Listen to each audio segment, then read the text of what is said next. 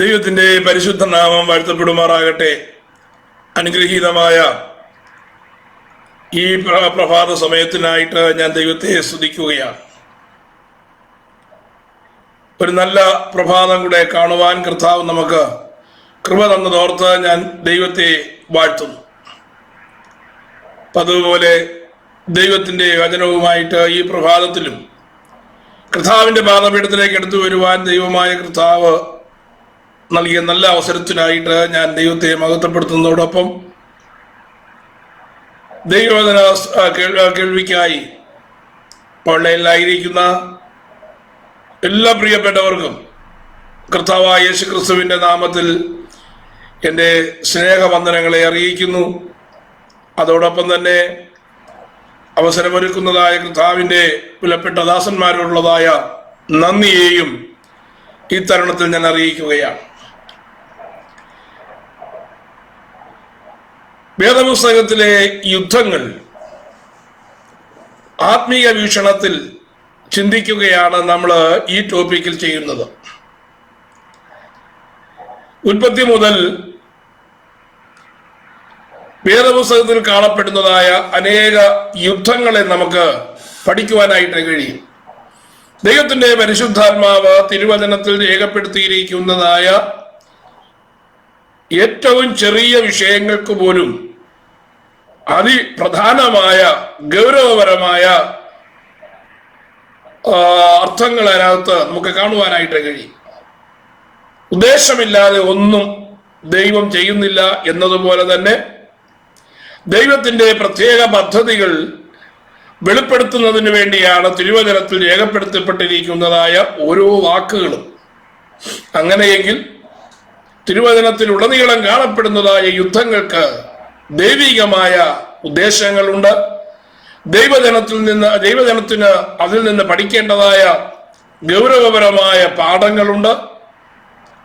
നമ്മുടെ ആത്മീയ യാത്രയിൽ അതിൽ നിന്ന് ലഭിക്കുന്നതായ ഊർജവും അതിൽ നിന്ന് ലഭിക്കുന്നതായ ആത്മീയ പാഠങ്ങളും നമ്മുടെ ആത്മീയ ജീവിതത്തിന്റെ വിജയത്തിലേക്ക് എത്തുവാൻ നമ്മെ സഹായിക്കുന്നതാണ്.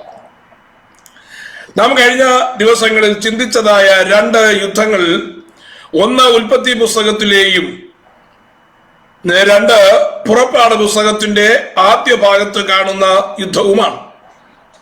ഒന്നാമത്തെ യുദ്ധം അബ്രഹാം തന്റെ സഹോദരനായ ലോത്തിനു വേണ്ടി ചെയ്ത യുദ്ധമെങ്കിൽ, നമ്മൾ രണ്ടാമതായി ചിന്തിച്ചത്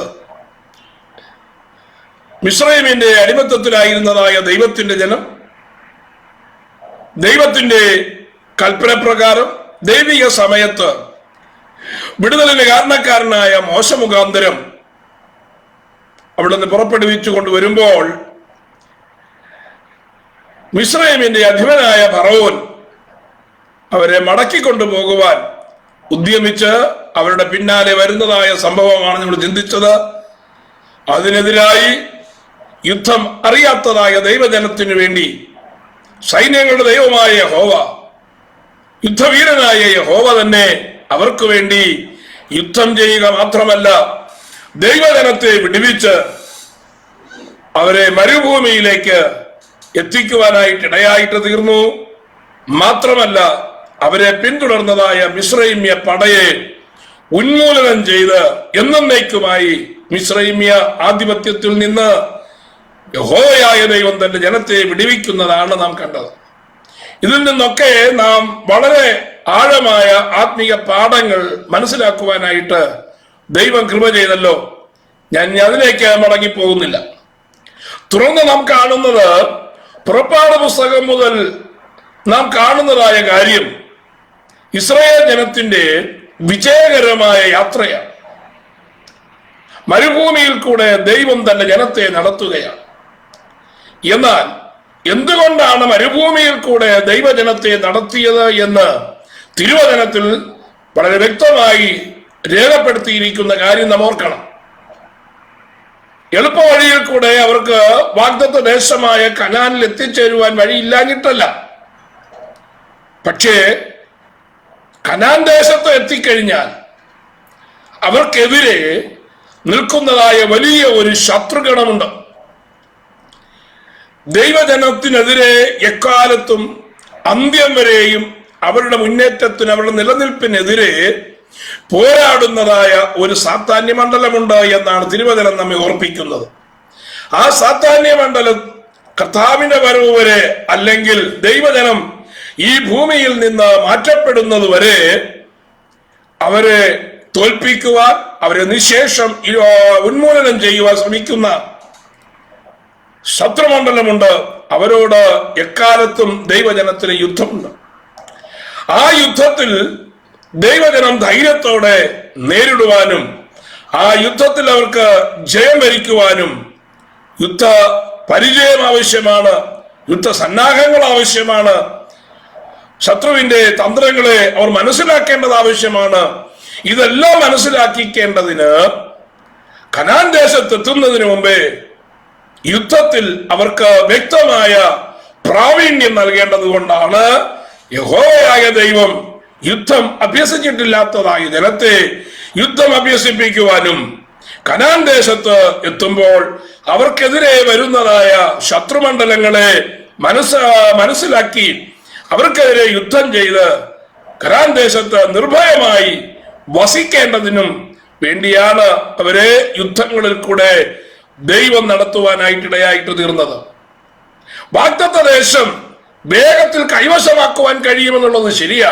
ദൈവജനത്തിന് വാഗ്ദത്തം ചെയ്തവൻ വിശ്വസ്തനായ ദൈവമാണ്.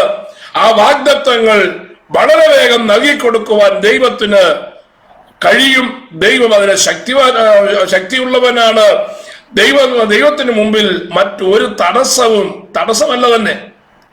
എന്നാൽ വാഗ്ദത്തം ലഭിക്കുന്നതായ ദൈവത്തിന്റെ ജനം ശത്രുവിന്റെ എതിർപ്പുകൾ കണ്ട്, ശത്രുവിന്റെ ആക്രോശങ്ങൾ കണ്ട്, അവൻ കൊണ്ടുവരുന്നതായ ഭീതിതമായ കാര്യങ്ങൾ കണ്ട് തോറ്റുപോകുവാൻ ഇടയാകാതിരിക്കേണ്ടതിന് എതിർത്തു നിൽക്കേണ്ടത് ആവശ്യമായതുകൊണ്ടാണ് ദൈവജനത്തെ യുദ്ധത്തിനായി യഹോവയായ ദൈവം അഭ്യസിപ്പിക്കുന്നത്. മിസ്രൈമിൽ നിന്ന് ദൈവജനം പുറപ്പെടുമ്പോൾ അവർക്കെതിരെ ഇങ്ങനെയുള്ളതായ പ്രതിസന്ധികൾ ഉണ്ടാകുമെന്ന് ഒരിക്കലും യഹോവയായ ദൈവം അവരെ അറിയിച്ചിരുന്നില്ല. അതുകൊണ്ട് തന്നെ ഇസ്രായേൽ മക്കൾക്ക് ഈ പ്രതിസന്ധികളെ കുറിച്ചൊന്നും അവർക്ക് അറിവില്ലാത്തത് കൊണ്ട് പ്രതിസന്ധി ഉണ്ടാകുമെന്ന് പോലും അവർക്ക് അവർ പ്രതീക്ഷിച്ചു കാണുകയില്ല.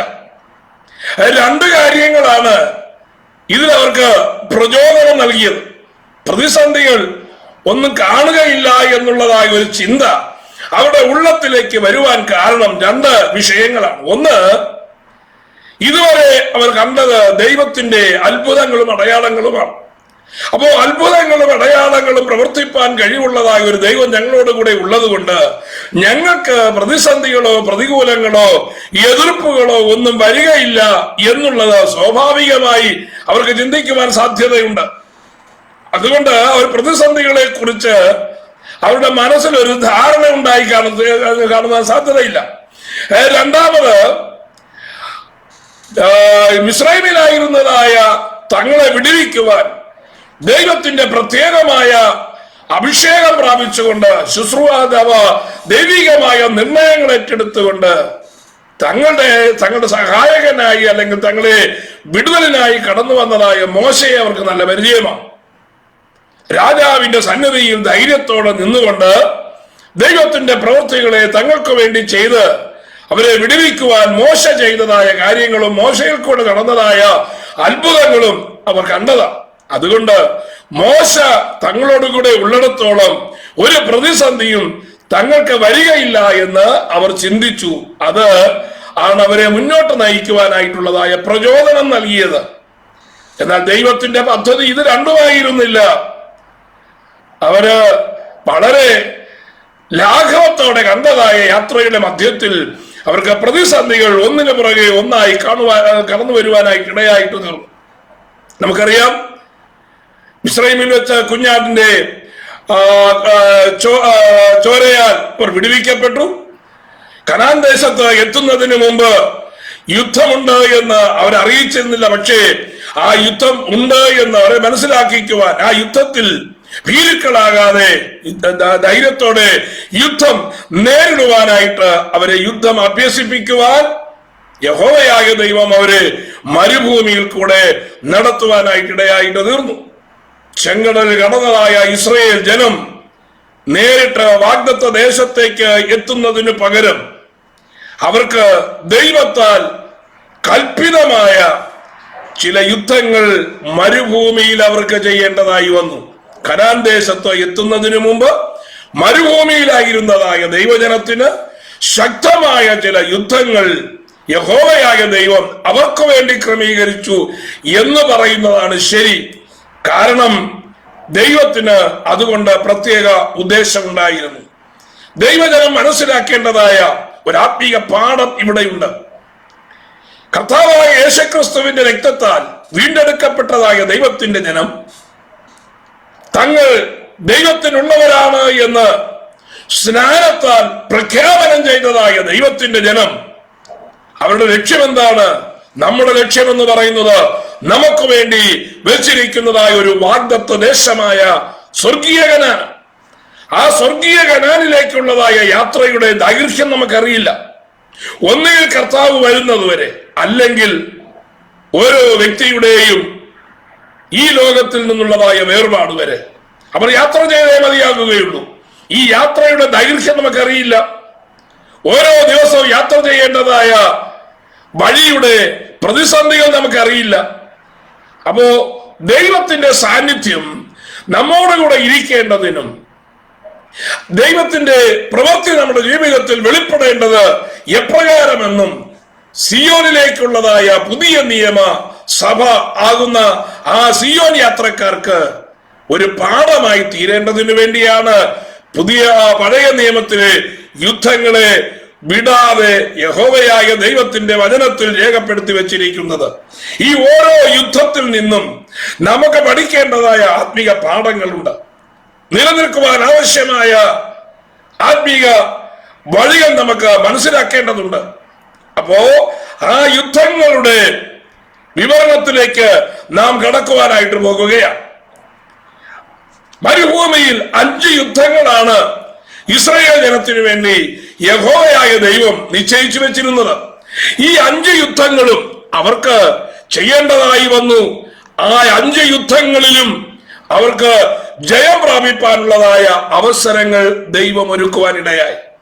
യുദ്ധം എത്രയുണ്ടെങ്കിലും, പ്രതിസന്ധികൾ എത്രയുണ്ടെങ്കിലും, സിയോൻ യാത്രക്കാരുടെ വഴിയിൽ പ്രതികൂലങ്ങൾ എത്രയുണ്ടെങ്കിലും അത് ദൈവജനത്തിന് ദൈവത്തിന്റെ കൽപ്പന പ്രകാരം, ദൈവിക ആലോചന പ്രകാരം, ദൈവത്തിന്റെ വചനത്തിനനുസരിച്ച് മുന്നോട്ട് നീങ്ങുന്നതായ ഒരു ദൈവവചനയെ സംബന്ധിച്ച് യുദ്ധം എത്രയുണ്ടെങ്കിലും അവർക്കൊരു വിഷയമല്ല. കാരണം ദൈവം അവരെ നടത്തുന്നിടത്തോളം, ദൈവവചനത്തിന് പിൻപിൽ അവരായിരിക്കുന്നിടത്തോളം, ദൈവിക സംരക്ഷണയിൽ തന്റെ ജനമായിരിക്കുന്നിടത്തോളം ഒരു യുദ്ധത്തിലും അവർ പരാജിതരാകുകയില്ല. ആ യുദ്ധം നേരിടുവാൻ ആവശ്യമായ ദൈവത്തിന്റെ കൃപ ദൈവം അവർക്ക് നൽകുവാനായിട്ടിടയായിട്ട് തീരും. മരുഭൂമിയിലെ യുദ്ധങ്ങൾ നമ്മെ ഓർപ്പിക്കുന്നതായ വിലപ്പെട്ടതായ ആത്മീയ ദൂതുകളുണ്ട്. യുദ്ധം കൂടാതെ, അല്ലെങ്കിൽ പിശാചിനോട്, സാത്താന്യ മണ്ഡലങ്ങളോട് എതിരിട്ടു നിൽക്കാതെ വാഗ്ദത്തങ്ങൾ പ്രാപിപ്പാനോ ഈ ഭൂമിയിൽ നിലനിൽക്കുവാനോ കഴിയുകയില്ല എന്ന് തിരുവചനത്തിലെ യുദ്ധങ്ങൾ നമ്മെ ഓർപ്പിക്കുകയാണ്. അതുകൊണ്ട് ഒരു ക്രിസ്തീയ പടയാളി ദൈവമേൽപ്പിച്ചിരിക്കുന്നതായ ആത്മാവിന്റെ ശക്തിയോടെ പിശാചിനെയും അവന്റെ ശക്തിയെയും എതിരിടുവാൻ ആത്മീകമായി ഒരുക്കപ്പെടേണ്ടതാണ്.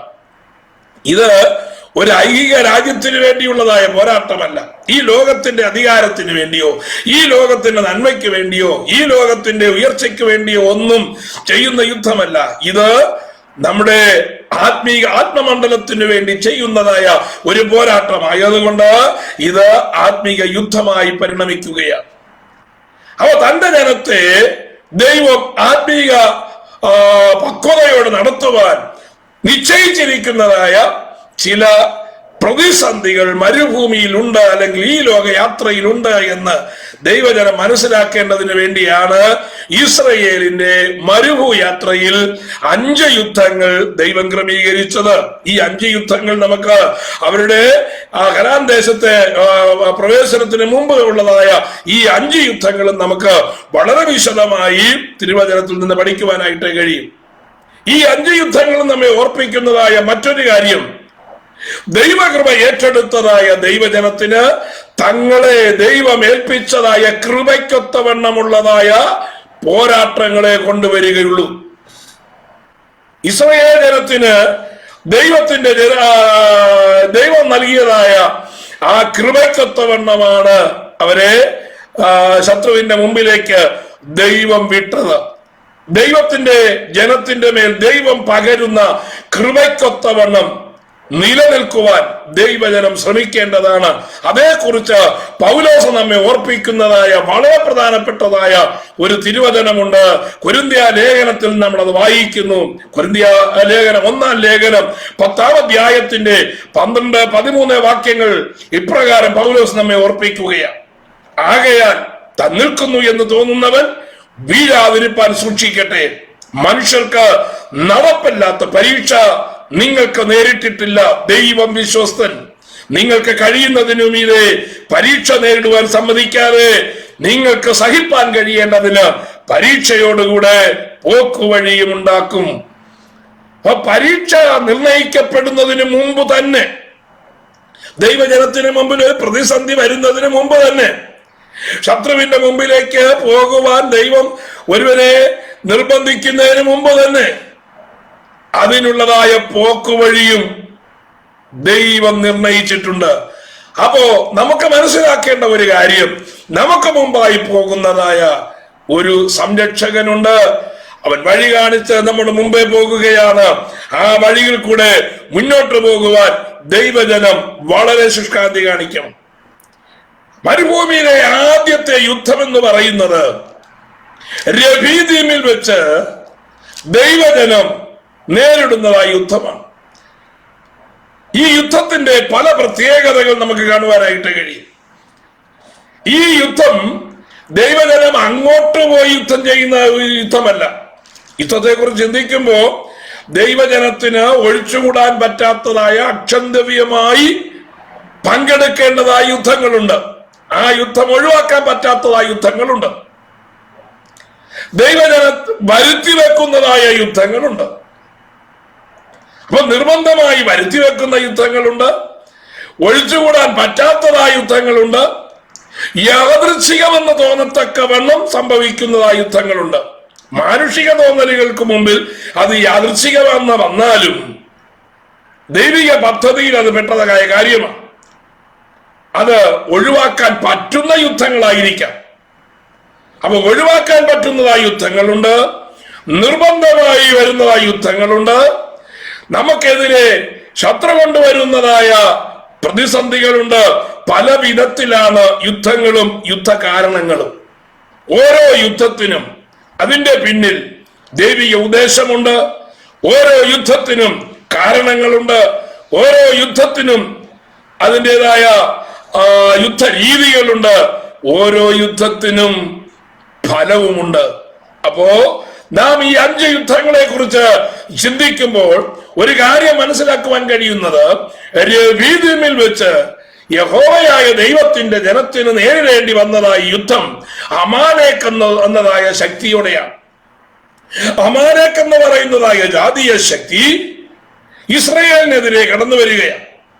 അവര് അറിയാതിരിക്കുമ്പോൾ അവർക്ക് യുദ്ധത്തിൽ നിർബന്ധമായും ഏർപ്പെടേണ്ടി വന്നതായ യുദ്ധമാണ്. ആ യുദ്ധത്തിന് മുമ്പിലേക്ക് ദൈവത്തിന്റെ ജനത്തെ നയിക്കുന്നതിന് മുമ്പ് അവർ കടന്നു വന്നതായ പാതയിൽ, ദൈവത്തിന്റെ ജനം വന്നതായ പാതയിൽ അവർ അനുഭവിച്ചതായ ദൈവിക കരസ്പർശങ്ങളെ കുറിച്ച് നാം മനസ്സിലാക്കേണ്ടത് ആവശ്യമാണ്. ദൈവത്തിന്റെ കരം കാണാതെ ഒരിക്കലും ദൈവത്തിന്റെ ജനത്തിന് പ്രതിസന്ധിയുടെ മുമ്പിലേക്ക് ദൈവം കടത്തിവിടുകയില്ല.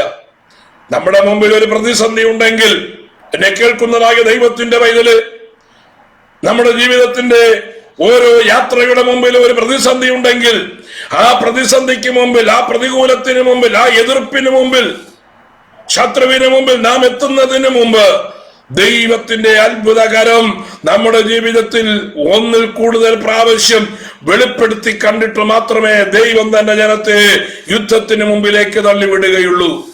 അതുകൊണ്ട് വചനത്തിൽ ആശ്രയിച്ച്, ദൈവ കൃപയിൽ ആശ്രയിച്ച് മുന്നോട്ട് പോകുന്നതായ ദൈവജനം ഭാരപ്പെടേണ്ടതായ കാര്യമില്ല. അമാലേക്ക് വന്ന് യുദ്ധം ചെയ്യുന്നതിന് മുമ്പ്, അല്ലെങ്കിൽ അമാലേക്കുമായിട്ടുള്ളതായ യുദ്ധത്തിൽ ഇസ്രായേൽ ജനം ഏർപ്പെടുന്നതിന് മുമ്പ് അവരുടെ ജീവിതത്തിൽ ദൈവകരം വെളിപ്പെട്ടതായ 5 സന്ദർഭങ്ങളെ നമുക്ക് പഠിക്കുവാനായിട്ട് കഴിയും. ഈ 5 സന്ദർഭങ്ങളും ഈ മരുഭൂയാത്രയിൽ ഒരു ദൈവ പൈതലിന് നേരിട്ടോ അല്ലാതെയോ അവർ ഇടപെടേണ്ടതായ വിഷയങ്ങളും കൂടിയാണ് എന്ന് നാം മനസ്സിലാക്കണം. ഒന്നാമത് അവര് നേരിട്ടതായ, അല്ലെങ്കിൽ അവർക്ക് ദൈവകരം വെളിപ്പെട്ടതായ വിഷയത്തിന്റെ മുമ്പിൽ അവർ ദൈവവുമായിട്ടുള്ളതായ സന്തോഷം പങ്കിടുന്നതായ അനുഭവമാണ്. അതെവിടെയാണ് നമുക്കറിയാം. ചെങ്കടൽ കടന്ന് ഇസ്രായേൽ ജനം ചെങ്കടൽ കടന്നു കഴിഞ്ഞപ്പോ അവരെ അനുധാവനം ചെയ്തുകൊണ്ട്, അവരെ പിൻഗമിച്ചുകൊണ്ട് മിസ്രൈമ്യ പട വരികയാണ്. അവർ കടന്നു വന്നതായ അതേ പാതയിൽ കൂടിയാണ് മിസ്രൈമ്യ പട കടന്നു വരുന്നത്. യഹോവയായ ദൈവം പറഞ്ഞു, മോശയെ നിൽക്ക്, നീ എന്ത് ചെയ്യാ, നീ തിരിഞ്ഞേക്ക്, എന്നിട്ട് നീ മുന്നോട്ട് പോകുന്നതിന് മുമ്പ് നിന്റെ കൈ വീണ്ടും വടിയോടുകൂടെ കടലിലേക്ക് നീട്ടണം. എന്തിനാണെന്നറിയാമോ?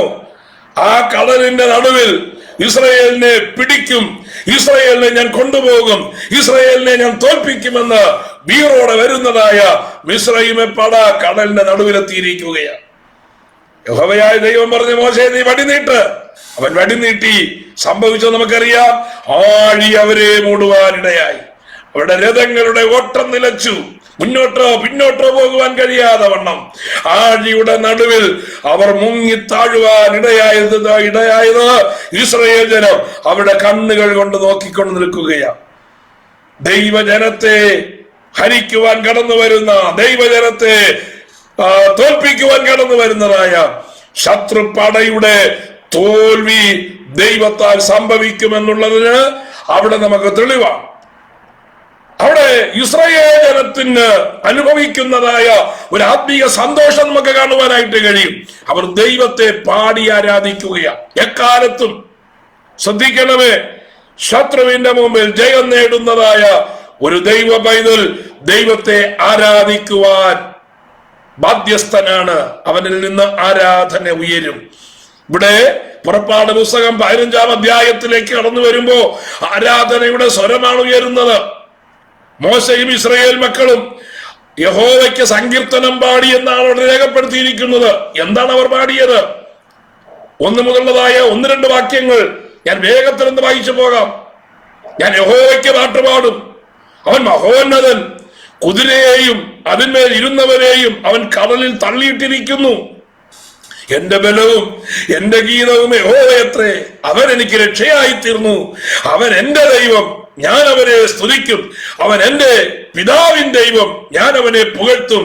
യഹോവ യുദ്ധവീരൻ, യഹോവ എന്ന് അവന്റെ നാമം. ശ്രദ്ധിക്കണമേ, ജയിച്ചതായ ദൈവത്തിന്റെ ജനം യഹോവയ്ക്ക് പാടി ആരാധിക്കുകയാ. മോശയ്ക്ക് സ്വന്തമായി പറയുവാൻ അവിടെ ഒന്നുമില്ല. ഞാനാണ് വിടുവിച്ചതെന്നോ, എന്റെ കൈയാണ് ഇസ്രായേലിനെ വിടുവിച്ചതെന്നോ, എന്റെ കൈയാണ് മിസ്രൈമിനെ തോൽപ്പിച്ചതോ എന്നൊന്നും മോശയ്ക്ക് പറയുവാനില്ല. ജനത്തിലെ ആർക്കും അത് പറയുവാൻ കഴിയത്തില്ല.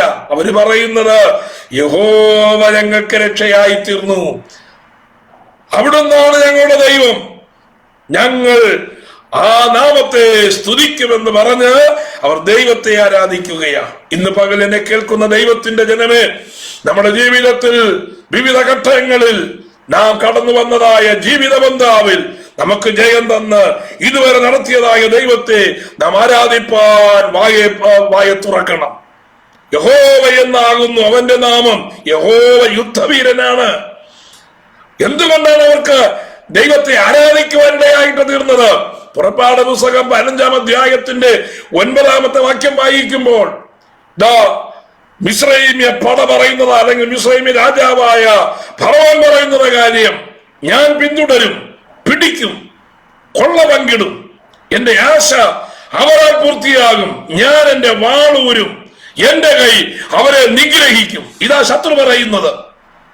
ശത്രു ദൈവവയലിനെ നോക്കി പറയുകയാ, ഞാൻ പിന്തുടരും, ഞാൻ പിടിക്കും, ഞാൻ കൊള്ള പങ്കിടും, ഞാൻ അവനെ തോൽപ്പിക്കും, ഞാൻ അവനെ നിഷ്കാസനം ചെയ്യും എന്ന് പറഞ്ഞ് ശത്രു പിന്തുടരുകയാണ്. ആ ശത്രുവിനെയാണ് ആഴിയുടെ മധ്യത്തിൽ യഹോവയായ ദൈവം അവരെ മൂടിക്കളഞ്ഞത്. അപ്പോ അത് കണ്ടതായ ദൈവത്തിന്റെ ജനം ആരാധിക്കുന്നു എന്നുള്ളതാണ് ഒന്നാമത് അവരുടെ ജീവിതത്തിൽ കടന്നു വന്നതായ ദൈവിക വിടുതലിന്റെ വിഷയം. രണ്ടാമത്തെ വിഷയം, അവര് ചെങ്കടൽ കടന്ന് പ്രവേശിച്ചത് ശൂർ മരുഭൂമിയിലേക്കാണ്. ശൂർ മരുഭൂമിയിലേക്ക് പ്രവേശിച്ചതായ ദൈവജനത്തിന് എന്താ സംഭവിച്ചത്? അവർ വിചാരിച്ചു ദൈവത്തിന്റെ ആലോചന പ്രകാരമല്ലേ ഞങ്ങൾ പോകുന്നത്, യാത്ര സുഖകരമായിരിക്കുമെന്ന് അവർ വിചാരിച്ചതാണ്. പക്ഷേ 15-ാം അധ്യായത്തിന്റെ 22-ാമത്തെ വാക്യം വായിക്കുമ്പോ അവിടെ നമ്മൾ കാണുന്ന കാര്യം, അനന്തരം മോശ ഇസ്രായേലിനെ ചെങ്കടലിൽ നിന്ന് പ്രയാണം ചെയ്യിച്ച് അവർ ശൂർ മരുഭൂമിയിൽ ചെന്നു. 3 ദിവസം വെള്ളം കിട്ടാതെ സഞ്ചരിച്ചു. മരുഭൂമിയുടെ ചൂടേറിയ അനുഭവത്തിൽ യഹോവയാൽ നയിക്കപ്പെടുന്ന, ദൈവത്തിന്റെ ആലോചന പ്രകാരം യാത്ര പുറപ്പെട്ട, ദൈവത്തിന്റെ ഭക്തനാൽ നയിക്കപ്പെടുന്നതായ ദൈവജനത്തിന് മരുഭൂമിയിൽ വെള്ളം കിട്ടാതെ സഞ്ചരിച്ചു എന്ന് പറയുമ്പോ ഇസ്രായേൽ ജനം അവർക്കത് ഉൾക്കൊള്ളുവാൻ കഴിഞ്ഞില്ല എന്ന് ചിന്തിക്കുന്നത് ഭംഗിയാണ്. കാരണം അത്ഭുതങ്ങളുടെ ദൈവമായ ദൈവത്തിന്റെ സാന്നിധ്യം അവർ അനുഭവിച്ചുകൊണ്ടിരിക്കുകയാണ്. മോശ മുഖാന്തരം നടക്കുന്നതായ അത്ഭുതങ്ങളും അടയാളങ്ങളും അവർ കണ്ടുകൊണ്ടിരിക്കുകയാണ്. ഇത്രയുമൊക്കെ അനുകൂല സാഹചര്യം അവരുടെ ജീവിതത്തിൽ ഉണ്ടായിട്ടും മരുഭൂമിയിൽ കേവലം വെള്ളം കിട്ടാതെ 3 ദിവസം സഞ്ചരിക്കുകയാണ്. പലപ്പോഴും നമ്മുടെ ജീവിതത്തിൽ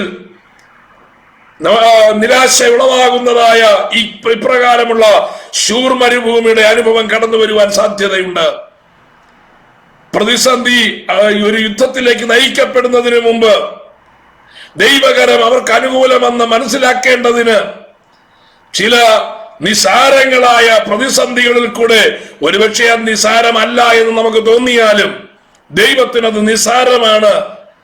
ആ പ്രതിസന്ധികളിൽ കൂടെ, വിഷമവൃത്തങ്ങളിൽ കൂടെ ദൈവത്തിന്റെ ജനത്തെ ദൈവം നടത്തുന്നതിന് ദൈവത്തിന് പ്രത്യേകമായ ഉദ്ദേശമുണ്ട് എന്ന് നാം മനസ്സിലാക്കേണ്ടത് ആവശ്യമാണ്. ദൈവത്താൽ നടത്തപ്പെടുന്നു, അതുകൊണ്ട് എനിക്കൊരു പ്രതിസന്ധി വരികയില്ല എന്ന് ഒരു ദൈവ പൈതൽ കരുതരുത്. ആ യാത്രയിൽ, നമ്മുടെ ക്രിസ്തീയ യാത്രയിൽ പ്രതിസന്ധികൾ അനവധിയായി കടന്നു വരും.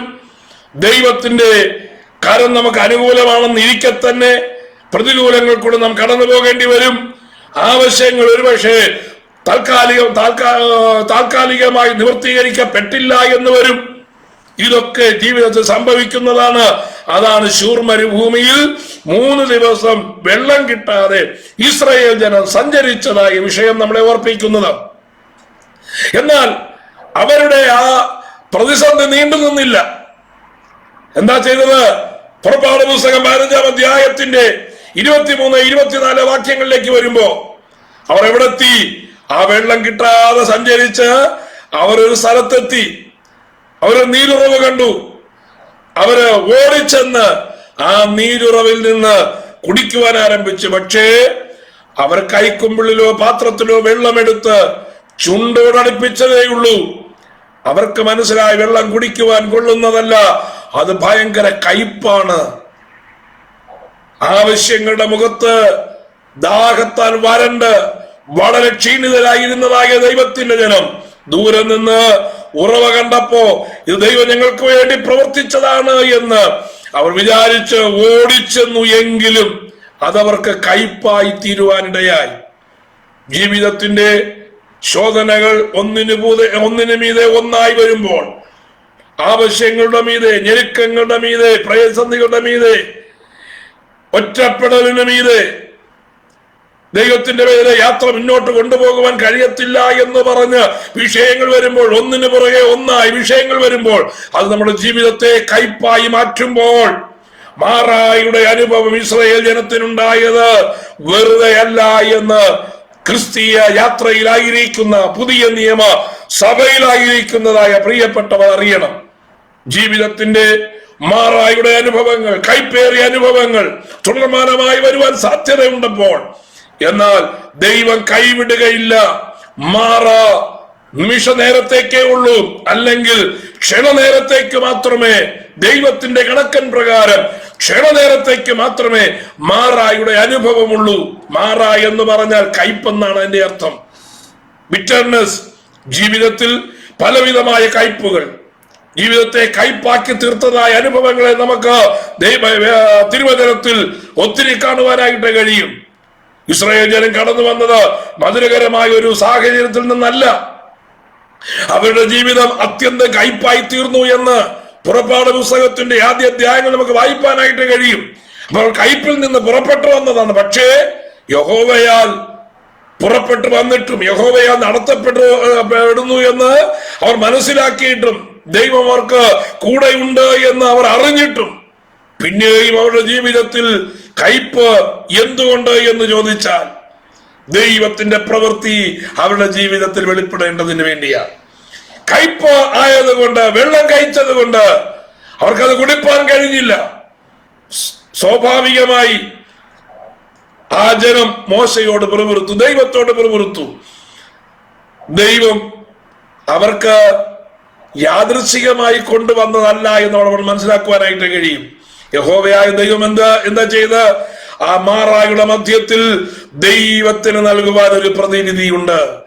ദൈവമൈതലേ, നീ കടന്നു പോകുന്നതായ ജീവിതത്തിന്റെ കൈപ്പേറിയ അനുഭവങ്ങളിൽ, നീ കടന്നു പോകുന്നതായ ജീവിതത്തിന്റെ പ്രതിസന്ധി ഘട്ടങ്ങളിൽ ദൈവം നിനക്ക് വേണ്ടി പോംവഴി നേരത്തെ ഒരുക്കി വെച്ചിട്ടുണ്ട് എന്ന് അറിയുന്ന ദൈവത്തിന്റെ പൈതൽ ധൈര്യപ്പെടുവാനിടയാകും.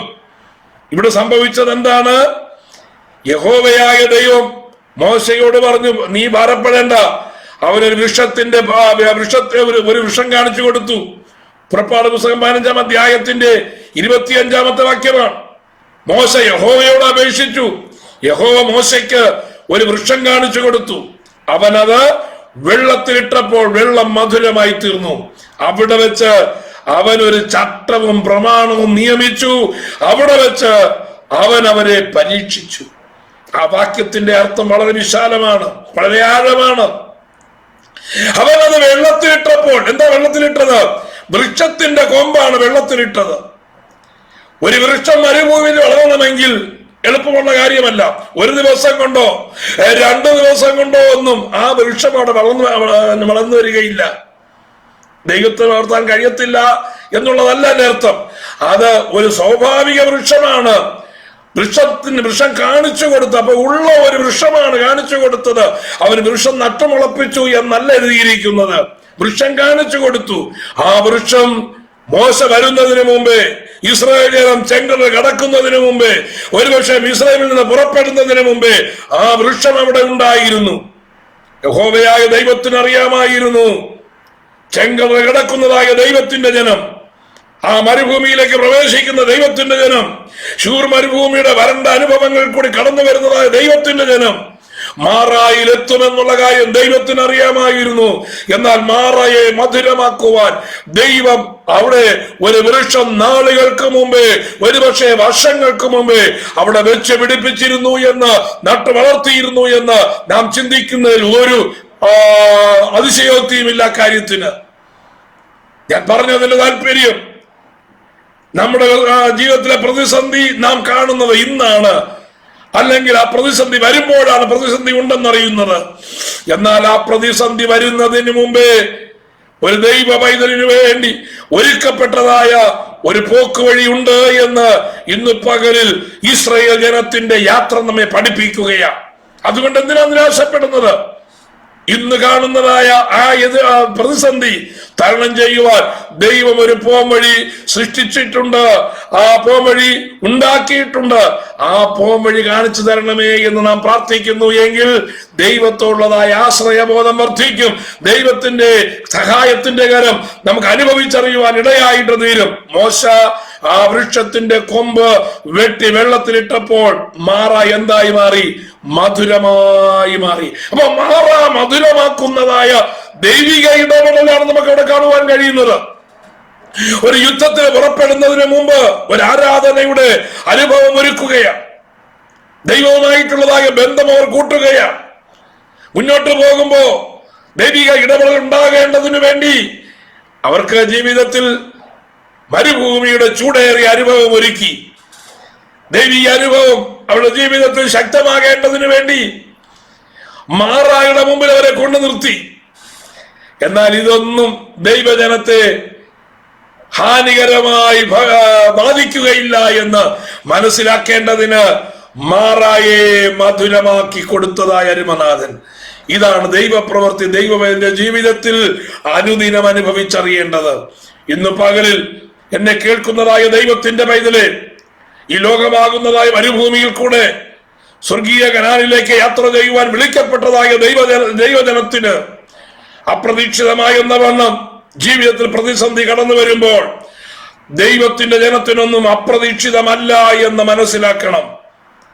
ദൈവത്താൽ കൽപ്പിതമായിരിക്കുന്ന, ദൈവത്താൽ നിർണയിക്കപ്പെട്ടിരിക്കുന്നതായ വിഷയങ്ങളാണ് ദൈവ പൈതലിന്റെ ജീവിതത്തിൽ മാറയായാലും മധുരമായാലും വന്നു ഭവിക്കുന്നത്. എന്നാൽ മാറായിൽ ദൈവത്തെ ത്യജിക്കരുത്. മധുരമായ അവസ്ഥയിൽ ദൈവത്തെ മറന്നു കളയുകയും അരുത്. ഇത് രണ്ടും ഒരു ദൈവ പൈതൽ വളരെ ശ്രദ്ധിക്കേണ്ടതാണ്. മാറ വരുമ്പോൾ ദൈവത്തോട് പിറുപിറുത്ത് പുറകോട്ട് പോകരുത്. മധുരകരമായ അനുഭവം വരുമ്പോൾ ദൈവത്തെ വിട്ട് മുന്നോട്ട് പോകുകയും അരുത്. ദൈവിക കൽപ്പനയ്ക്കുള്ളിൽ, ദൈവിക വചനത്തിനുള്ളിൽ, ദൈവിക പ്രമാണത്തിന്റെ ബൗണ്ടറിക്കുള്ളിൽ അമർന്നു നിൽക്കുവാനാണ് ദൈവം അനുഭവങ്ങളെ ഒരുക്കുന്നത്. ആ വാക്യത്തിന്റെ അവസാനം നോക്കൂ. അവിടെ വെച്ച് അവൻ അവർക്കൊരു ചട്ടവും പ്രമാണവും നിയമിച്ചു. എന്തിനു വേണ്ടിയാണ് മാറ കൊണ്ടുവരുന്നത്? എന്തിനു വേണ്ടിയാണ് മാറ മധുരമാക്കി തീർക്കുന്നത്? ഒരു ചട്ടത്തിന്റെയും ഒരു പ്രമാണത്തിന്റെയും ഉള്ളിൽ നിന്നെയാക്കുവാനാണ്. ദൈവം നമുക്ക് വേണ്ടി പുതിയ നിയമത്തിന്റെ ചട്ടങ്ങളും പുതിയ നിയമത്തിന്റെ പ്രമാണങ്ങളും പുതിയ നിയമത്തിന്റെ ഉപദേശങ്ങളും തന്നിട്ടുണ്ട്. വേർപാടും വിശുദ്ധിയും ദൈവജനത്തിന് തന്നിരിക്കുന്നതായ അടയാളമാണ്, മുഖമുദ്രയാണ്. അത് വിട്ടുപോകുവാനല്ല ദൈവം തന്നത്, അതിനകത്തു നിൽക്കേണ്ടതിന് വേണ്ടിയാണ് തന്നത്. അതിനകത്തു നിന്ന് പുറത്തു പോകുവാൻ ഒരിക്കലും ദൈവജനം തയ്യാറാകരുത്, അതിനുവേണ്ടി ശ്രമിക്കുകയും അരുത്. ദൈവം ഒരു ചട്ടവും പ്രമാണവും അന്ന് നിയമിച്ചു. മാറ മധുരമാക്കി കഴിഞ്ഞപ്പോൾ ജീവിതത്തിന്റെ പല മാറായുടെ അനുഭവങ്ങളും കൈപ്പേറിയതായ ജീവിതത്തിന്റെ ഘട്ടങ്ങൾ, തരണം ചെയ്യുവാൻ കഴിയാതെ നഷ്ടം തിരിഞ്ഞതായ അനുഭവങ്ങൾ ജീവിതത്തിൽ അത് മധുരകരമാക്കി തീർത്ത് മുന്നോട്ട് പോകുവാൻ ദൈവത്തിന്റെ പരിശുദ്ധാത്മാവ് നമ്മെ സഹായിച്ചത് എന്തിനു വേണ്ടിയാണ്? ദൈവത്തിന്റെ ഉപദേശത്തിനുള്ളിൽ, ദൈവവചനത്തിനകത്ത് നാം നിൽക്കേണ്ടതിന് വേണ്ടിയാണ്. എന്നാൽ ദൈവജനം ഒരിക്കൽ മാറായുടെ അനുഭവങ്ങൾ കൂടെ കടന്നുപോയി. നമ്മുടെ പിതാക്കന്മാർ കൈപ്പേറിയ അനേക അനുഭവങ്ങൾ കൂടെ കടന്നുപോയി. അവർ ദൈവസന്നിധാനത്തിൽ വിശ്വസ്തരായി നിന്നതുകൊണ്ട് ഈ തലമുറകൾ നന്മ അനുഭവിക്കുകയാണ്, ഈ തലമുറകൾ സന്തോഷം അനുഭവിക്കുകയാണ്. അവർക്കിപ്പോ മാറായില്ല, അവർക്കെല്ലാം മധുരമായി തോന്നുകയാണ്. എന്നാൽ അന്നത്തെ മാറ ഇന്ന് മധുരമാക്കി തീർത്തത് എന്തിനു വേണ്ടിയാണ്? ദൈവത്തിന്റെ ജനമേ അറിയണമേ, പ്രമാണത്തിനുള്ളിൽ നിൽക്കേണ്ടതിന് വേണ്ടിയാണ്. ദൈവം മാറ മധുരമാക്കി തീർത്തപ്പോ വചനം വിട്ടുകളഞ്ഞ് വചനത്തിന്റെ അതിർത്തി വിച്ഛേദിച്ച് ഇഷ്ടം പോലെ യാത്ര ചെയ്യുവാനല്ല, മാനുഷിക ബുദ്ധിക്കനുസരിച്ച് ലോകത്തിന്റെ ചട്ടമനുസരിച്ച് പോകുവാനല്ല, പിന്നെയോ ചട്ടത്തിനുള്ളിൽ പ്രമാണത്തിനുള്ളിൽ നിന്നുകൊണ്ട് ദൈവം നമ്മെ പരീക്ഷിക്കുമ്പോൾ അവൻ ദോഷങ്ങളാൽ പരീക്ഷിക്കുന്ന ദൈവമല്ല. തിരുവചനം വ്യക്തമായി പറഞ്ഞിരിക്കുന്നു. ഇവിടെ നമ്മൾ വായിക്കുന്നത് ഇസ്രായേൽ ജനത്തെ ദൈവം പരീക്ഷിച്ചു എന്നാണ്. ദോഷങ്ങളാൽ അല്ല അവൻ പരീക്ഷിച്ചത്, മാറയെ മധുരമാക്കി കൊടുത്ത ശ്രേഷ്ഠകരമായ അനുഭവങ്ങൾ കൊടുത്താണ് അവരെ പരീക്ഷിച്ചത്. ആ പരീക്ഷയിൽ നിലനിൽക്കണമെന്നാണ് ദൈവം നമ്മെ കുറിച്ച് ആഗ്രഹിക്കുന്നത്. അത് നമുക്കൊരു പാഠമായി തീരുവാൻ ഈ പകലിൽ തീരുമാനിക്കണം. സാഹചര്യങ്ങൾക്കനുസരിച്ച് സ്റ്റെപ്പ് മാറ്റുകയല്ല, ചുറ്റുപാടുകൾക്കനുസരിച്ച് ഗതി മാറ്റുകയല്ല, പിന്നെയോ ദൈവം കൽപ്പിച്ചതായ പ്രമാണത്തിന് നിൽക്കുവാൻ ദൈവജനം തയ്യാറാകണമേ എന്ന് ആവർത്തിതമായി പറഞ്ഞുകൊണ്ട് ഞാൻ വീണ്ടും മുന്നോട്ട് പോകുകയാണ്. ദൈവത്തിന്റെ ജനത്തിനു വേണ്ടി ദൈവം ഒരുക്കുന്നതായ അനുഭവങ്ങൾ ശ്രേഷ്ഠകരമാണ്. ആ ശ്രേഷ്ഠകരമായ അനുഭവങ്ങളിലേക്ക് നമുക്ക് വീണ്ടും യാത്ര ചെയ്യുവാനായിട്ടിടയായിട്ട് തീരും. പിന്നെ എത്തുന്നത് പുറപ്പാട് പുസ്തകം 15-ാം അധ്യായത്തിന്റെ 27-ാമത്തെ വാക്യത്തിലേക്ക് കടന്നു വരുമ്പോ അവിടെ തൽക്കാലമായി ലഭിച്ചതായ മാറായിൽ അവരെ ഒതുക്കി നിർത്തുന്നില്ല. അവരെ എങ്ങോട്ട് നയിക്കുകയാണ്? അവരെ എലീമിലേക്ക് നയിക്കുകയാണ്. എലീമിൽ എന്താ ഉള്ളത്? അവർക്ക് 12 നീരുറവും 70 ഈന്തപ്പനയും ഉള്ളതായ സമൃദ്ധിയുടെ ഒരു അനുഭവത്തിലേക്ക് അവരെ കൊണ്ടുവരികയാണ്. മധുരമാക്കി തീർത്ത ആ കേവലം ഒരു നീരുറവിന്റെ അനുഭവത്തിൽ അല്ല നിർത്തുവാൻ ദൈവജനത്തെ കുറിച്ച് ദൈവം ആഗ്രഹിച്ചത്. ദൈവം അവരെ മുന്നോട്ട് നയിക്കുന്നത് 12 നീരുറവുള്ളതായ എലീമിലേക്കാണ്. 12 നീരുറവ് എന്ന് പറയുമ്പോ ഓരോ ഗോത്രത്തിനും ഓരോ നീരുറവ് തുറന്നു കൊടുത്തിരിക്കുകയാണ്. എല്ലാവർക്കും കൂടെ ഒരു നീരുറവാണ് മാറായിൽ കണ്ടത്. അത് ആദ്യം കയ്പായിരുന്നു, പിന്നെ മധുരമായി തീർന്നെങ്കിലും അത് പരിമിതമായിരുന്നു. 12 ഗോത്രങ്ങൾക്ക് കൂടെ വന്നതായ എത്രയോ ലക്ഷം ആൾക്കാർക്ക് അത് പരിമിതമായിരുന്നു. എന്നാൽ ആ പരിമിതിയുടെ അനുഭവത്തിൽ നിന്ന്, ആ ലിമിറ്റേഷനിൽ നിന്ന് ദൈവം അവരെ മുന്നോട്ട് നയിച്ച് എങ്ങോട്ട് കൊണ്ടുവന്നു? എലീമിലേക്ക് അവരെ കൊണ്ടുവന്നു. എലീമിൽ എത്തിയതായ ദിനം 12 നീരുറവുകളുടെ തീരത്തെത്തിയിരിക്കുകയാണ്. ഓരോ ഗോത്രത്തിന് ഓരോ നീരുറവ്. രൂബേന് ഒരു നീരുറവ്, ശിമയോന് ഒരു നീരുറവ്, ലേവിക്ക് ഒരു നീരുറവ്, യഹൂദയ്ക്ക് ഒരു നീരുറവ്, ബെന്യാമീൻ നീരുറവ്, യോസഫിന് നീരുറവ് എന്ന് വേണ്ട 12 ഗോത്രങ്ങൾക്കും പ്രത്യേകം നീരുറവുകളെ കൊടുക്കുകയാണ്. ഇതാണ് ദൈവത്തിന്റെ പ്രവൃത്തി. ദൈവത്തിന്റെ പ്രവൃത്തി താൽക്കാലികമായി ഒതുങ്ങുന്നതല്ല. ദൈവത്തിന്റെ പ്രവൃത്തി അത്യാവശ്യത്തിനുള്ളതായ കാര്യങ്ങൾ മാത്രം ഒതുങ്ങുന്നതല്ല. പ്രമാണവും ചട്ടവും നിയമിച്ചു കൊടുത്ത ദൈവത്തിന്റെ ജനം പ്രമാണം അനുസരിക്കുവാനുള്ളതായ മനസ്സ് കാണിക്കുമ്പോ, ആ പ്രമാണത്തിനുള്ളിലേക്ക് വരുമ്പോ ദൈവം അവർക്ക് വിശാലത കൊടുക്കുകയാണ്. നീരുറവുകളുടെ എണ്ണം കൂട്ടുകയാണ്. ഈന്തപ്പനകൾ 70 ഈന്തപ്പനകൾ ഉള്ളതായ തോട്ടത്തിലേക്ക് അവർ കൊണ്ടുവരികയാണ്. ഈന്തപ്പന തോട്ടത്തിലേക്കാണ് മരുഭൂമിയിലെത്തിയത്. ദൈവം അവർക്ക് വേണ്ടി കരുതിയതായ കരുതലുകൾ എത്രയെന്ന് ഇന്ന് പകലിൽ മനസ്സിലാക്കുന്നതായ ദൈവത്തിന്റെ ജനം ദൈവത്തെ സ്തുതിച്ചാരാധിപ്പാനിടയാകും. ആ ഞെരുക്കത്തിന്റെ അനുഭവത്തിൽ നിന്ന്, ലിമിറ്റേഷന്റെ അനുഭവത്തിൽ നിന്ന് വിശാലതയിലേക്ക് കൊണ്ടുവരുന്നതായ ദൈവപ്രവൃത്തി അവരുടെ ജീവിതത്തിൽ വെളിപ്പെടുകയാണ്. 5-ാമത്തെ വിഷയം, ദൈവപ്രവൃത്തി വെളിപ്പെട്ടതായ 5-ാമത്തെ വിഷയം, അവർ അവിടെ നിന്ന് യാത്ര പുറപ്പെട്ടു. 16-ാം അധ്യായത്തിന്റെ 1-ാമത്തെ വാക്യത്തിലേക്ക് വരുമ്പോ അവർ അവിടെ നിന്ന് യാത്ര പുറപ്പെട്ടു. എലീമിൽ നിന്ന് യാത്ര പുറപ്പെട്ട ദൈവത്തിന്റെ ജനം ഇസ്രായേലിൽ നിന്ന് പുറപ്പെട്ട 2-ാം മാസം 15-ാം തീയതി അവരുടെ സംഘമൊക്കെയും എലീമിനും സീനായിക്കും മധ്യയുള്ള സീൻ മരുഭൂമിയിൽ വന്നു. അടുത്ത മരുഭൂമിയാണ് സീൻ മരുഭൂമിയിൽ വരുത്തി. മരുഭൂമിയിൽ കൂടെയാണ് യാത്ര. അപ്പൊ വിവിധമായ അനുഭവങ്ങളിൽ കൂടെ അവർ യാത്ര ചെയ്തുകൊണ്ടിരിക്കുകയാണ്.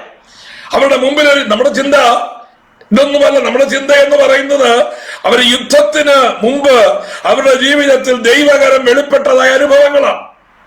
ശത്രുവുമായിട്ടുള്ള ഒരു എൻകൗണ്ടർ മുമ്പിൽ ഉണ്ടെന്നിരിക്കെ, അമാലേക്കുമായിട്ടുള്ളതായ ഒരു എൻകൗണ്ടർ മുമ്പിൽ നിർണയിക്കപ്പെട്ടിരിക്കെ, അവരുടെ മുമ്പിൽ ധൈര്യത്തോടെ നിന്ന് യുദ്ധം ചെയ്യേണ്ടതിന്, ദൈവം ഞങ്ങൾക്ക് സഹായകനാണെന്ന് ഉറക്കേണ്ടതിന് 1 അല്ല 2 അല്ല 5 അനുഭവങ്ങൾ കൂടെ അവരെ ദൈവം കടത്തിവിടുകയാണ്. ദൈവജനത്തിന് പരീക്ഷകളും ശോധനകളും ദൈവിക വിടുതലുമായി അടിക്കടി കടന്നു വരുന്നതിന്റെ ഉദ്ദേശം എന്തെന്നറിയാമോ? മുമ്പിൽ ഒരു പ്രതിസന്ധി ഉണ്ട് എന്ന് ദൈവം ആലോചന പറയുകയാണ്. ആ പ്രതിസന്ധി കണ്ട് ഭാരപ്പെടുവാനോ, ആ പ്രതിസന്ധിയുടെ മുമ്പിൽ വിറങ്ങലിച്ച് നിൽക്കുവാനോ അല്ല, ധൈര്യത്തോടെ ആ പ്രതിസന്ധിയെ നേരിടുവാൻ ദൈവശക്തി ആർജിക്കുകയാണ്. ദൈവം കടത്തിവിടുന്നതായ ഓരോ വിഷയങ്ങളിൽ കൂടെ. ഇന്ന് പകലിൽ ദൈവം നമ്മെ വിഷയങ്ങളിൽ കൂടെ കടത്തിവിടുമ്പോ അതിൽ നിന്നെല്ലാം ആത്മാവിന്റെ ബലം ഏറ്റെടുക്കണം. ദൈവ സാന്നിധ്യത്തിൽ നിന്ന് ലഭിക്കുന്നതായ സ്പിരിച്വൽ സ്ട്രെങ്ത് നമ്മൾ ഏറ്റെടുക്കണം. ദൈവ സാന്നിധ്യത്തിൽ നിന്ന് ലഭിക്കുന്നതായ ധൈര്യം നമ്മൾ ഏറ്റെടുക്കണം. ദൈവ സാന്നിധ്യത്തിൽ ലഭിക്കുന്നതായ ഉറപ്പ് നമ്മൾ ഏറ്റെടുക്കണം. ദൈവം നമ്മോട് കൂടെ ഉണ്ട് എന്നുള്ളതായ ഉറപ്പ്. പക്ഷേ സീൻ മരുഭൂമിയിൽ എത്തിയപ്പോ അവർക്ക് അവിടെ ഒരു തപ്പ് പറ്റി. അവർ വിട്ടുപോകുന്നതിനെ കുറിച്ച് ചിന്തിക്കുവാനിടയായി. വിട്ടുകളഞ്ഞ അഥവാ മിസ്രൈമിലെ വിഷയങ്ങളെ കുറിച്ച് അവർ ചിന്തിക്കുവാനായിട്ടിടയായി. അവർ പിറുപിറുപ്പാൻ ആരംഭിച്ചു. അവിടെ പിറുപിറുപ്പിന്റെ കാര്യം എന്ത് എന്ന് 16-ാം അധ്യായത്തിന്റെ ആദ്യ ഭാഗങ്ങൾ കാണുവാനായിട്ട് കഴിയും. അവര് പറയുന്നു, ഞങ്ങൾ മിസ്രൈമിലായിരുന്നപ്പോൾ മൃഷ്ടാന്നമായ ഭോജനം കഴിച്ചു, ഇറച്ചിക്കലങ്ങളുടെ അടുക്കലിരുന്നു, ഞങ്ങൾക്ക് ഇഷ്ടം പോലെ ആഹാരം ഉണ്ടായിരുന്നു. ഇവിടെ ഞങ്ങൾക്ക് ഈ കിട്ടുന്നതായ വെള്ളവും ഈന്തപ്പഴവും മാത്രമേ ഉള്ളൂ. അവർ പിറുപിറുപ്പാൻ ആരംഭിച്ചു. ആഹാര കാര്യങ്ങൾക്ക് വേണ്ടി അവർ ദൈവത്തോട് മത്സരിക്കുകയാണ്. ഇന്നത്തെ ജനവും ഇത് തന്നെയാണ്. ജീവിതത്തിന്റെ ആവശ്യങ്ങൾ, ദൈനംദിന ആവശ്യങ്ങൾക്ക് ദൈവം മതിയായവനെന്നിരിക്കെ ദൈവം കൊടുക്കുന്നതിൽ തൃപ്തിപ്പെടാതെ ഭൗതികമായ അനുഭവങ്ങൾക്ക് വേണ്ടി വീണ്ടും അത്യാഗ്രഹത്തോടെ യാത്ര ചെയ്യുന്നതായ അനുഭവം. ഇസ്രായേൽ മക്കളുടെ ആ ആഗ്രഹം ന്യായമായിട്ട് നമുക്ക് കണക്കാക്കാം. കാരണം ഇന്നത്തെ സാഹചര്യം വെച്ച് ചിന്തിക്കുമ്പോ ഈന്തപ്പഴവും പച്ചവെള്ളവും മാത്രം കുടിച്ച് എത്ര ദിവസം കഴിയാൻ പറ്റും? മടുത്തു പോകും. ആ മടുപ്പിന്റെ മധ്യത്തിൽ ദൈവജനം പിറുപിറുത്തത് സ്വാഭാവികമാണ്. പക്ഷെ ഇന്നത്തെ നമ്മുടെ അവസ്ഥ നോക്കൂ. 3 നേരം കഴിക്കുവാൻ മിഷ്ടാന്നമായ ആഹാരമുണ്ടെങ്കിലും, കയറി കിടക്കുവാൻ സുരക്ഷിതമായ ഒരു ഭവനമുണ്ടെങ്കിലും, ദൈനംദിന ആവശ്യങ്ങൾ മുട്ടുകൂടാതെ മുന്നോട്ട് പോകുവാനുള്ളതായ കാര്യങ്ങളുണ്ടെങ്കിലും, ഒരു ചെറിയ ഒരു വിഷയം വന്നു കഴിയുമ്പോ, ശരീരത്തിലൊരു ക്ലേശം, അല്ലെങ്കിൽ ബാഹ്യമായ ഒരു എതിർപ്പ്, അല്ലെങ്കിൽ താൽക്കാലികമായ ഒരു ഞെരുക്കം ഇത് ജീവിതത്തിൽ വന്നു കഴിയുമ്പോ എങ്ങനെയാ നമ്മുടെ മനോഭാവം മാറുന്നത്? ദൈവത്തോടുള്ളതായ പിറുപിറുപ്പ് എങ്ങനെയാ മാറുന്നത്? ദൈവത്താൽ നടത്തപ്പെട്ടതായ ഇസ്രായേൽ ജനത്തെക്കാൾ അധമത്വത്തിലേക്കല്ലേ ദൈവകൃപ ഏറ്റെടുത്തതായ നമ്മുടെ പോക്ക്? ഇസ്രായേൽ മക്കളെ കുറ്റം പറഞ്ഞിട്ട് കാര്യമുണ്ടോ? ഒരു കാര്യവുമില്ല. അതിൽ നിന്ന് പാഠം ഉൾക്കൊള്ളേണ്ടതായ നാം, അതിൽ നിന്ന് വളരെ ഉദാത്തമായ ദൈവിക പ്രവൃത്തി മനസ്സിലാക്കേണ്ടതായ നാം, ദൈവപ്രവൃത്തി നമ്മുടെ ജീവിതത്തിൽ ദൈനംദിനം അനുഭവപ്പെട്ടിട്ടും ചെറിയ ചെറിയ കാര്യങ്ങൾക്ക് വേണ്ടി, ആവശ്യമില്ലാത്ത വിഷയങ്ങൾക്ക് വേണ്ടി മുറുമുറുപ്പും പിണക്കവും ദൈവത്തെ കോപിപ്പിക്കുന്നതായ അനുഭവങ്ങളും, ദൈവിക ആരാധനയിൽ നിന്ന്, ദൈവിക സാന്നിധ്യത്തിൽ നിന്ന് സ്വന്തം ഇഷ്ടപ്രകാരം മാറിപ്പോകുന്നതായ അനുഭവങ്ങളും കടന്നു വരുമ്പോൾ ശ്രദ്ധിക്കണം. സീൻ മരുഭൂമിയിൽ ദൈവത്തിന്റെ ജനം ദൈവത്തെ പ്രകോപിപ്പിച്ചതുപോലെ നാം ദൈവത്തെ പ്രകോപിപ്പിക്കുന്നവരാകരുത്. ആ വിഷയം വളരെ ചിന്തനീയമായ വിഷയമാണ്. ഏതായാലും ഞാൻ ആ വിഷയത്തിൽ ദീർഘമായി കടക്കുന്നില്ല. ദൈവം അവർക്ക് ആ സീൻ മരുഭൂമിയിൽ ഒരു ദൈവപ്രവൃത്തി അയക്കുവാനായിട്ട് ഇടയായിട്ട് തീർന്നു. ദൈവം അവരോട് പറഞ്ഞു, നിങ്ങൾ രാവിലെ മന്ന കഴിക്കും, വൈകിട്ട് നിങ്ങൾ മാംസവും കഴിക്കും. ദൈവത്തിന് ഒന്നും അസാധ്യമല്ല. മരുഭൂമിയിൽ കാടപ്പക്ഷിയെ കൊടുത്ത് അവർക്ക് മൃഷ്ടാനമായി മാംസഭക്ഷണം ഒരുക്കുവാൻ ദൈവത്തിന് കഴിഞ്ഞു. ലക്ഷോപലക്ഷം വരുന്നതായ ദൈവജനത്തിന് മൃഷ്ടാനമായി ഒരുക്കപ്പെട്ടതായ നോൺ വെജിറ്റേറിയൻ ഫുഡ്. 16-ാം അധ്യായത്തിന്റെ 13-14 വാക്യങ്ങൾ വായിച്ച് ഞാൻ ചിന്ത അവസാനിപ്പിക്കാം. വൈകുന്നേരം കാടകൾ വന്ന് പാളയത്തെ മൂടി. പ്രഭാതകാലത്ത് പാളയത്തിന് ചുറ്റും മഞ്ഞ് വീണ് കിടന്നതായ മഞ്ഞ് മാറിയ ശേഷം മരുഭൂമിയിൽ എല്ലായിടവും ചെതുമ്പലിന്റെ മാതിരിയിൽ ഒരു നേരിയ വസ്തു ഉറച്ച മഞ്ഞ് പോലെ നിലത്ത് കിടക്കുന്നത് കണ്ടു. അവർ അതിന് മന്ന എന്ന് പേരിട്ടു. മാത്രമല്ല, അവർക്ക് കാടപ്പക്ഷിയെ ദൈവം മരുഭൂമിയിൽ കാറ്റടിപ്പിച്ച് അവർക്ക് കാടപ്പക്ഷിയെ കൊടുക്കുവാനായിട്ട് ഇടയായിട്ട് തീർന്നു. പുറപ്പാട് പുസ്തകം 16-ാം അധ്യായത്തിൽ ദൈവത്തിന്റെ വലിയ പ്രവൃത്തി അവർ കണ്ടെത്തി. ആ പ്രവൃത്തിയുടെ പശ്ചാത്തലത്തിലാണ് രണഭൂമിയായ രഫീദീമിലേക്ക് അവർ കടക്കുന്നത്. അടുത്തത് യുദ്ധഭൂമിയിലേക്ക് കടക്കുകയാണ്. അപ്പൊ യുദ്ധത്തിന് മുമ്പ് ദൈവജനം അനുഭവിച്ച ആദ്യത്തെ യുദ്ധത്തിന് മുമ്പ് ദൈവജനം അനുഭവിച്ചതായ ദൈവിക കരങ്ങളുടെ മഹത്വമാണ് നമ്മൾ ചിന്തിച്ചത്. ഇന്ന് പകലിൽ എന്നെ കേട്ടുകൊണ്ടിരിക്കുന്നതായ ദൈവത്തിന്റെ പൈതലേ, നാം ഒരു പ്രതിസന്ധിയിൽ അകപ്പെടുന്നതിന് മുമ്പ് ദൈവം ആ പ്രതിസന്ധി തരണം ചെയ്യുന്നതിന് ആവശ്യമായ പോംവഴി നമുക്ക് വേണ്ടി ഒരുക്കിയിട്ടുണ്ട്. ഒരു യുദ്ധത്തിന് അല്ലെങ്കിൽ ശത്രുവിന്റെ മുമ്പിലേക്ക് നീ ആനയിക്കപ്പെടുന്നതിന് മുമ്പ് ഒന്നിലധികം പ്രാവശ്യം ദൈവത്തിന്റെ കരം വെളിപ്പെടുത്തിയതിന് ശേഷം മാത്രമേ നിന്നെ രണഭൂമിയിലേക്ക് ദൈവം നടത്തുകയുള്ളൂ. അങ്ങനെയെങ്കിൽ കഴിഞ്ഞ കാലങ്ങളിൽ ഇന്നലെ വരെയുള്ള, എന്തിന് പോയ നിമിഷം വരെയുള്ളതായ ദൈവത്തിന്റെ കരത്താൽ നാം നടത്തപ്പെട്ടതായ വിഷയങ്ങൾ ഒന്നും മറന്നു പോകരുത്. അതെല്ലാം നമ്മുടെ ജീവിതത്തിൽ സമ്പാദ്യങ്ങളാണ്, അതെല്ലാം നമ്മുടെ ജീവിതത്തിൽ നിക്ഷേപങ്ങളാണ്, അതെല്ലാം നമ്മുടെ ജീവിതത്തിൽ ആത്മാവ് തരുന്ന ഊർജങ്ങളാണ്. അത് നമ്മുടെ ജീവിതത്തിൽ കരുതിക്കൊണ്ട് മുന്നോട്ട് യാത്ര ചെയ്യാം. രണഭൂമിയിൽ യുദ്ധഭൂമിയിൽ എത്തിയതായ ഇസ്രായേലിന്റെ അടുത്ത വിഷയം നമുക്ക് ചിന്തിക്കാം. അതിനുശേഷമാണ് യുദ്ധത്തെ കുറിച്ച് നമ്മൾ ചിന്തിക്കുന്നത്. അതിന്റെ ദിവസം ചൊവ്വാഴ്ച രാവിലെ നമുക്ക് രഫീദീമിലെ സാഹചര്യങ്ങളും തുടർന്നുണ്ടാകുന്നതായ യുദ്ധങ്ങളെയും കുറിച്ച് ആത്മീയ കണ്ണുകൾ ഉപയോഗിച്ച് നമുക്ക് അതിനെ നോക്കാം. കർത്താവായ ദൈവം നമ്മെ സഹായിക്കട്ടെ. എല്ലാ വചനം കേട്ടതായ എല്ലാ പ്രിയപ്പെട്ടവരെയും ദൈവമായ കർത്താവ് അനുഗ്രഹിക്കുമാറാകട്ടെ. കണ്ണുകളെ അടയ്ക്കാം, ഒരു നിമിഷം പ്രാർത്ഥിക്കാം. പരിശുദ്ധനായ ദൈവമേ, സ്വർഗീയ പിതാവേ, എന്നുള്ള പ്രഭാതത്തിനായി സ്തോത്രം. കർത്താവ് ഞങ്ങൾക്ക് വേണ്ടി ചെയ്ത യുദ്ധത്തെക്കുറിച്ച് ഞങ്ങൾ ചിന്തിപ്പാനിടയായി.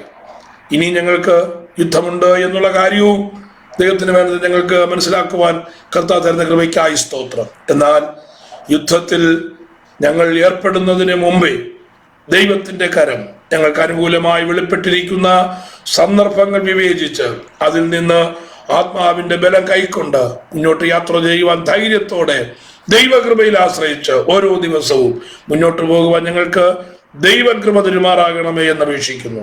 അതിനെ കേട്ടതായ എല്ലാ പ്രിയപ്പെട്ടവരെയും കർത്താവ് ബലപ്പെടുത്തിക്കാട്ടെ, യേശു ക്രിസ്തുവിന്റെ നാമത്തിൽ തന്നെ, ആമേൻ.